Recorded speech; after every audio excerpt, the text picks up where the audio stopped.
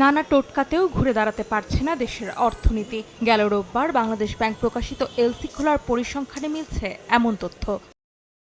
সদ্য সমাপ্ত অর্থবছরের মার্চ পর্যন্ত ৯ মাসে মূলধনী যন্ত্রপাতি আমদানি করতে এলসি খোলা হয়েছে $১৪০ কোটি।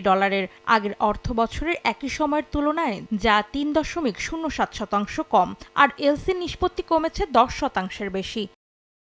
এ সময় সবচেয়ে বেশি $১,৮২১ কোটি এলসি খোলা হয়েছে শিল্পে দরকারি কাঁচামাল আমদানিতে, যা আগের অর্থবছরের একই সময়ে ছিল $১,৮৭১ কোটি।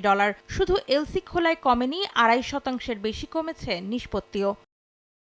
এলসি খোলা ও নিষ্পত্তি কমেছে শিল্পে দরকারি মধ্যবর্তী পণ্য আমদানিতেও। গেল মার্চ পর্যন্ত ৯ মাসে পেট্রোলিয়াম আমদানিতে এলসি খোলা ৫.৮০% কমেছে, আর নিষ্পত্তি কমেছে ১৬.৩৪%।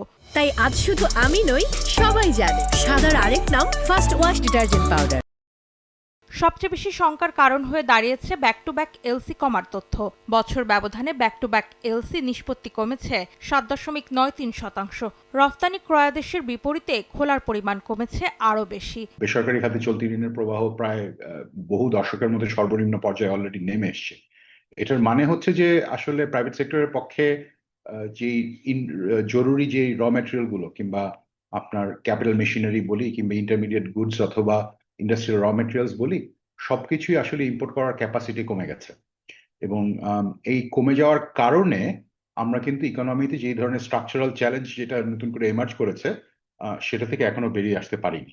এই অবস্থায় অর্থবছরের শুরু থেকে ব্যবসা প্রতিবন্ধকতা দূর করতে সরকারকে তাগিদ দিচ্ছেন অর্থনীতিবিদরা। আমাদের মুদ্রানীতিকে নতুন করে একটু ঢেলে সাজানো উচিত, এবং আমাদের যে প্রাইভেট ক্রেডিট কোড সেটা 6.8% করা হয়েছে, তো সেটাকে আরেকটু বাড়িয়ে আমাদের 10% করতে হবে। আমরা যদি সেক্টর ধরে এবং তার প্রায়োরিটি ওয়াইজ যদি আমরা আমাদের পলিসিটাকে সাজাই, এবং এই যে সমস্ত পণ্যের ক্ষেত্রে যে কর শুল্ক কমানো হয়েছে বা প্রত্যাহার করা হয়েছে, তো সেই জায়গাতে যদি আমরা সত্যি সত্যি ইম্পোর্টটা বাড়াতে চাই, তাহলে আমার মনে হয় যে এখানে এখন আসলে মার্কেট পলিসির ক্ষেত্রে কিছু ফ্লেক্সিবিলিটির দরকার। শুধু শিল্প কলকারখানায় দরকারি পণ্য কাঁচামাল আমদানিতে এলসি খোলা নিষ্পত্তি কমেনি, কমেছে ডাল, তেল, চিনির মতো ভোগ্যপণ্য আমদানিতেও। গেল জুলাই থেকে মার্চ পর্যন্ত ভোগ্যপণ্য আমদানিতে এলসি খোলা কমেছে 0.19%, আর নিষ্পত্তি কমেছে 2.75%।